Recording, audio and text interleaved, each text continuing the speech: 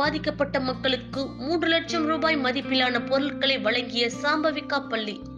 சிவகங்கையில் இயங்கி வரும் சாம்பவிகா மேல்நிலைப் பள்ளி மாணவர்கள் ஒன்றிணைந்து கடும் மழையால் தங்களது உடைமைகளை இழந்து பெரும் துயரத்தில் இருக்கும் தூத்துக்குடி மற்றும் திருநெல்வேலி மாவட்டத்தில் உள்ள மக்களுக்காக 3,00,000 ரூபாய் மதிப்புள்ள உணவு மற்றும் அத்தியாவசிய தேவை பொருட்களை பள்ளி செயலாளர் சேகர் அவர்களிடம் மாணவ மாணவி வழங்கினார்கள்.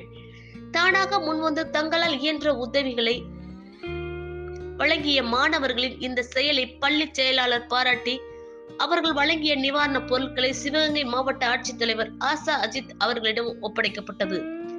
பள்ளி நிர்வாகத்தின் இந்த செயலானது தற்போது படிக்கும் பள்ளி மாணவ மாணவியரிடையே உதவும் மனப்பான்மை வளர்க்கும் விதமாக அமையும் என்பது எந்தவித ஐயமும் இல்லை.